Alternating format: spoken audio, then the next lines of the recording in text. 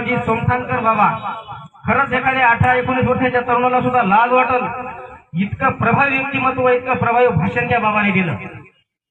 Sir चळवळीमध्ये काम करत असताना त्यांचा अनुभव त्यांनी सांगितला। 20-25 वर्षापासून आम्ही काम करतो, आपल्याला आपले लोक साथ देत नाहीत। तुकाराम महाराजांची त्यांनी एक उक्ती लागली, एक सांगितली की क्षीर आणि पाणी दोन्ही करी वेगळाले, तुका म्हणे येथे जातीचे पाहिजे रे हिरा गबाळाचे काम नव्हे। इतकं प्रेम आमच्या मायबापाचं, एका दाण्याची हजारो लाखो दाणे करण्याची शक्ती ताकद ज्याच्यामध्ये आहे तो शेतकरी आहे। आपला देश हा कृषी प्रधान म्हणून शेतकऱ्यावर गणला जातो आणि या कृषी प्रधान देशामध्ये सगळ्यात जास्त अडचणी जर बोलला असतील तर त्या शेतकऱ्यासाठी आहेत। मी भामशेरचा एक कार्यकर्ता आणि त्याची ऑफिस विंग आहे राष्ट्रीय किसान मोर्चा। तसं आपण आपल्या इथं सगळं शेतकरी संघटना निर्माण केली, शेतकऱ्यांच्या वेगवेगळ्या संघटना आहेत।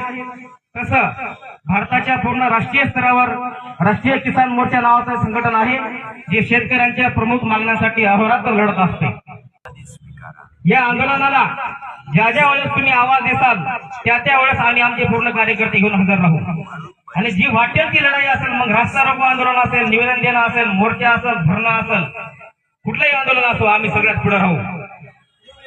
ज्या ठिकाणी आपण ज्या मागण्या मागत आहोत हे आपल्या मागण्या मागण्याची गरज येऊ नये।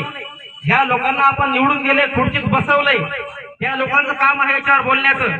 ज्या मातीतून तुम्ही मोठे झाले त्या मातीशी तुम्ही गदारी केली असं म्हणायला काही हरकत नाही, कारण आतापर्यंत सगळेच पक्ष सत्तेत बसले आणि या महाराष्ट्रामध्ये काय तमाशा झाला आपण बघितलं। सगळे सत्तेत गेले आणि सगळे विरोधामध्ये सुद्धा गेले, पण कोणाच्याच लोकांना न्याय देणं झालं नाही। याचा अर्थ सगळे नालायक झाले असं म्हणायला काही हरकत नाही। नालायक ही शिवी नाही, नालायक हा त्याग आहे। जे लोक काम करायला लायक नसतात आपण त्याला नालायक म्हणत असतो आणि आज काही हरकत नाही, कोणाच्या बापाची भीती नाही। आपण आपला हक्क, आपला अधिकार मागत आहोत। जर आपली मागणी चुकीची असती तर आतापर्यंत त्यांनी आपल्याला उठून जेलमध्ये टाकलं असतं। आपली मागणी हक्काची आहे।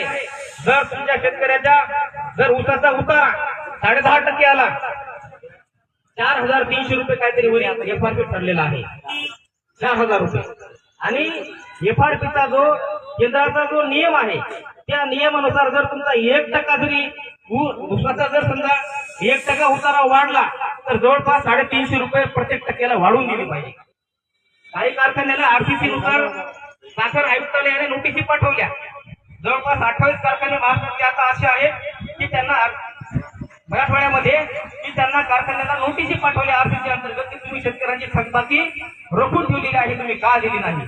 आणि या नोटीसीनुसार ज्या ज्या शेतकऱ्यांना 14 दिवसापर्यंत ऊस लावून 14 दिवसापर्यंत पैसे नाही भेटले तर 15व्या दिवसापासून 15% व्याज लावून पैसे दिले पाहिजे अशी नोटीस त्यांना दिलेली आहे।